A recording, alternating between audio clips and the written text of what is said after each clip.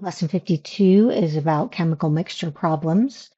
Example 52.1 says a pharmacist has one solution that is 10% iodine and another that is 50% iodine. How much of each should he mix together to get 100 milliliters of a mixture that is 20% iodine? So the way we're going to do this problem is we're going to write two equations in two unknowns, and we're going to solve it using elimination. So first of all, you can see the picture here. We have two containers, one with a 50% iodine solution in it, one with a 10% iodine solution in it, and each one is having some amount poured into another container to create a 20% iodine solution.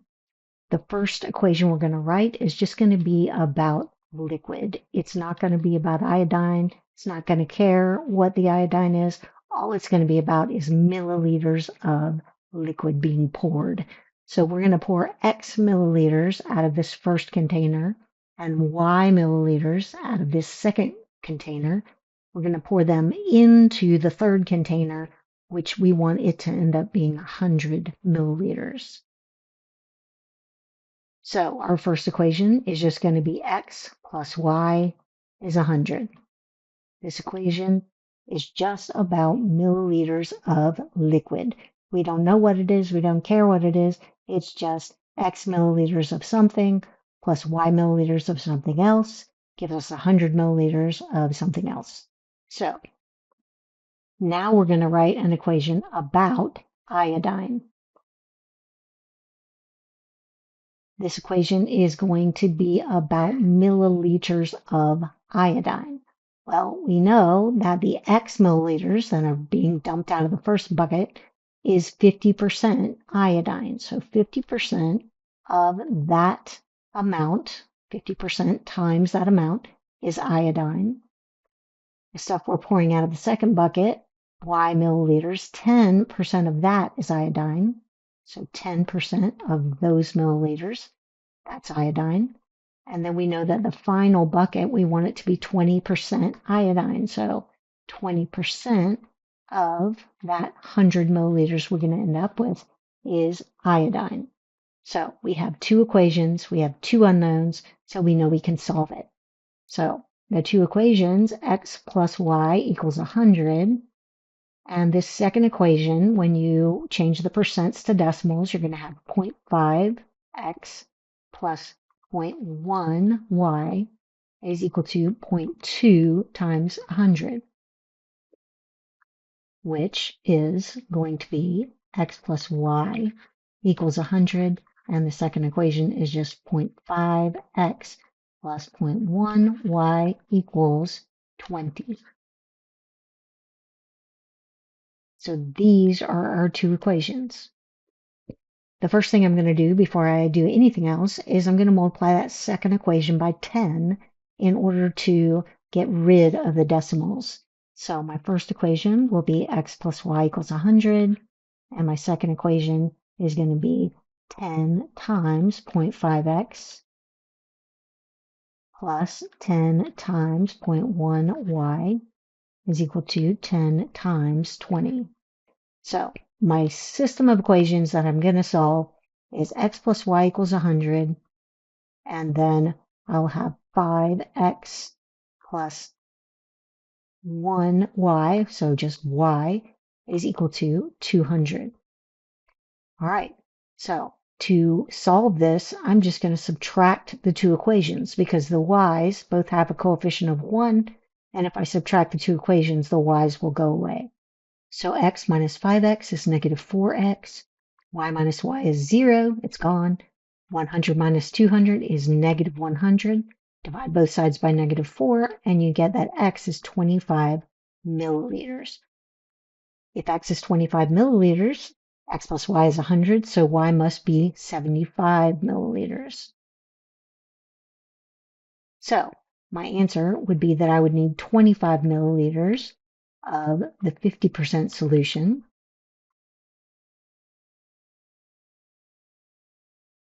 And I would need 75 milliliters of the 10% solution. Here's another one. A chemist has one solution that is 10% salt and 90% water, and another solution that is 2% salt. How many milliliters of each should the chemist use to make 1,400 milliliters of a solution that is 6% salt?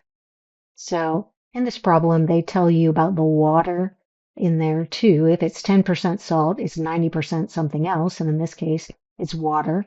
The second solution is 2% salt, which means it's 98% water. And it's not important really to know about the water because you're going to write your equations about liquid and about salt. So it's just to kind of give you an idea that you could write an equation about water if you wanted to, but we don't need to, so we're not going to worry about it. All right, so again, we are going to just say we're dumping X milliliters of this in and Y milliliters of this in, and we're going to get 1,400 milliliters for our final solution. So we're going to write an equation about liquid. Don't care about the salt. It's in there, but we don't care. X plus Y is 1,400. Just 1,400 milliliters of stuff being poured from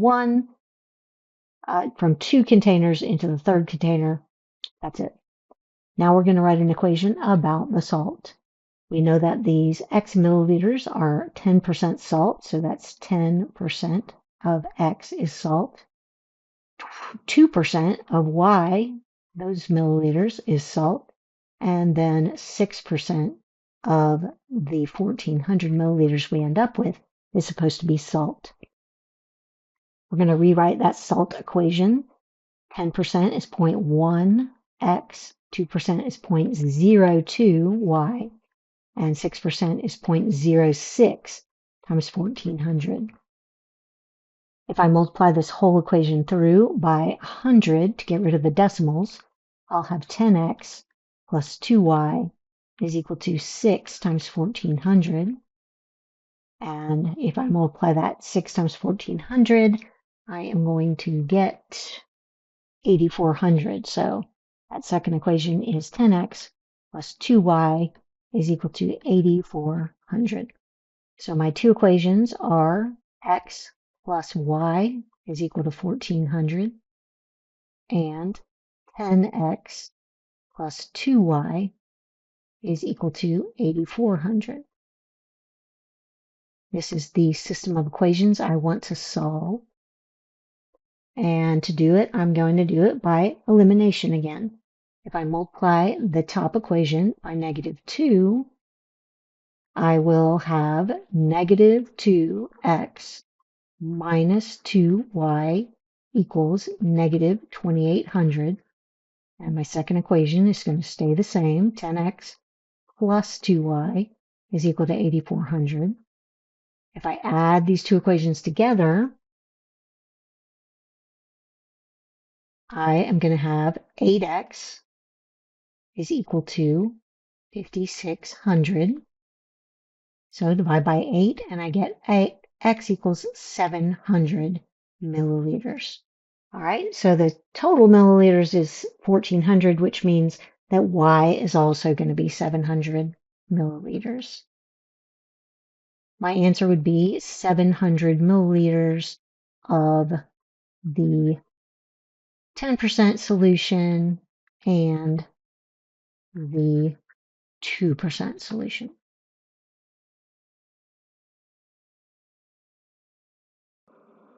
Okay, so in this lesson 61, we're going to talk about some more chemical mixture problems. These will be a little bit different. Instead of taking two solutions and combining them, we're going to start with a solution and do something to it to change it to become what we want it to be. So example 61.1, how much water must be evaporated from 100 gallons of a 10% brine solution to get a 40% brine solution? First of all, brine is just salt water. So it has water and it has salt. So that looks like that. Okay, we're told that we have 100 gallons of that. And what are we going to do to it? We're going to evaporate some of the water out. So we're going to heat it up and some of the water will come out as steam. And so X gallons of water are going to come out of that 100 gallons we started with. And we'll end up with some number of gallons we don't know. Y gallons. So our first equation will just be about solution. And so it will just be 100 gallons minus X gallons is equal to Y gallons. So that's just not mentioning anything about salt or water. It's just talking about that brine solution. You start with 100 gallons, you take away X gallons, and you end up with Y gallons.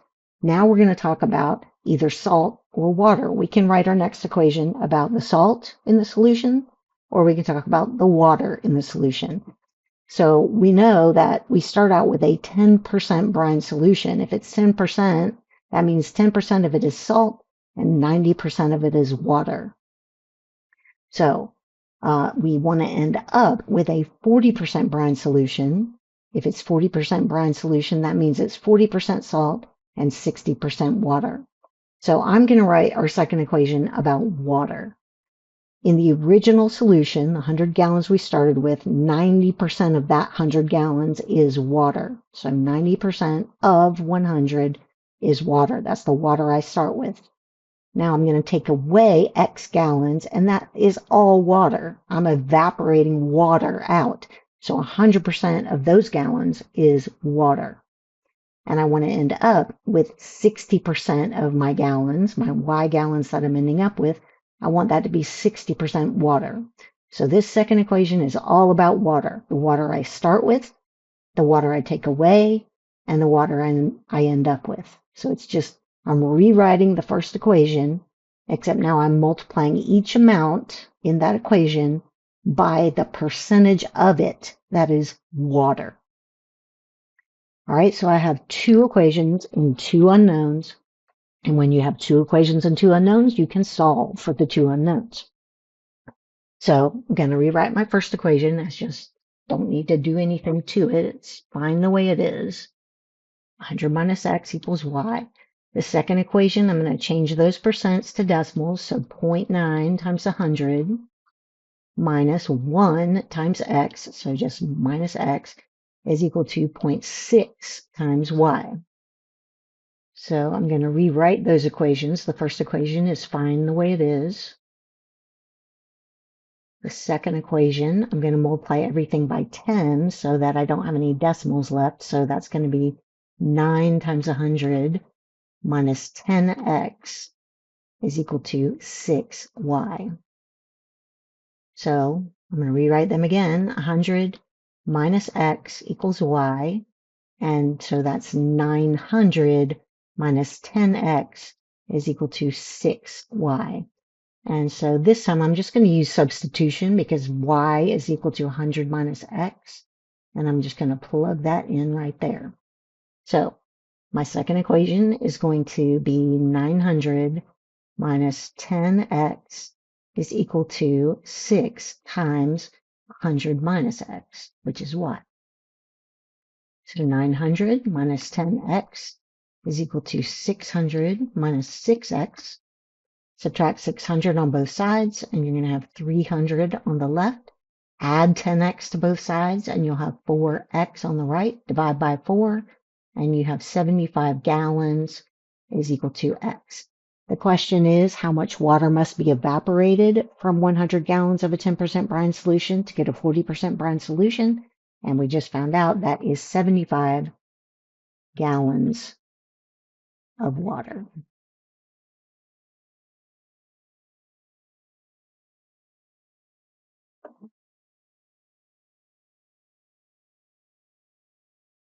Okay, next example.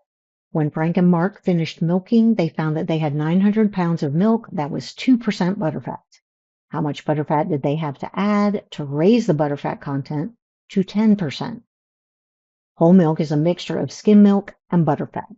So again, we're dealing with some kind of solution that has two parts to it. It has skim milk and butterfat. That's what whole milk is made of. So they have 900 pounds of whole milk that is 2% butterfat, and the rest is just skim milk. All right. So if we want to kind of look at a picture of what's going on, we have 900 pounds of milk, and it is 2%. 2% of that is butterfat. Now, what are we going to do to it? Well, they're going to add. It says how much butterfat did they have to add? So you're going to dump in X pounds of pure butterfat. And then you want to end up with a solution or a bucket of milk that is 10% butterfat. So we want to end up with a 10% solution. Okay, so my first equation is just about the stuff in the bucket and the stuff I'm pouring into the bucket. It's about the pounds of stuff. All right, we're not worrying about any percentages in this equation. Pounds of stuff. Okay, I start out with 900 pounds of stuff. I'm adding some stuff, and I'm going to end up with some number of pounds of this stuff that is made up of butterfat and skim milk. Now, the next equation is going to be about butterfat. I'm looking at each term in my first equation, and I'm going to write the number of pounds of that stuff that is butterfat. So for the 900 pounds, 2% of that is butterfat. So 2%, which is 0.02 of that 900 pounds is butterfat. Next, I've got my X, and what am I dumping in? Butterfat. So 100% of that is butterfat. So 100% X is just 1X. And then what do I want to end up with? I want to end up with the stuff that is 10% butterfat. So 10% or 0.1 of the Y pounds is butterfat. So that second equation is all about butterfat. I'm just rewriting the first equation, but I'm multiplying each term by the amount of butterfat in it. All right. And notice that in the first equation, I've got X, and the second equation, I've got X. Don't let that throw you off. The pounds of stuff, I'm pouring in X pounds, and 100% of that is butterfat. So in the second equation, it's still going to be X because that is butterfat, all of it. Okay, so now I'm just going to rewrite my equations. 900 plus X equals Y. And then I'm going to multiply through on the second equation. I'm going to multiply through by 100 so I can get rid of my decimals. So I'm going to have 2 times 900 plus 100x is equal to 10y. And I'm going to go ahead and change that 2 times 900 to 1800. Okay, I'm going to use substitution again because y is equal to 900 plus x. I'm just going to plug that in for y. So 1800 plus 100x is equal to 10 times 900 plus x. So 1800 plus 100x is equal to 9,000 plus 10x. If I subtract 10x on both sides and I subtract 1800 on both sides, I'm going to have 90x is equal to 7,200, and therefore x is going to be 80 pounds. So the question is, how much butterfat did they have to add? That's going to be your X. X is what they're dumping in. So 80 pounds of butterfat.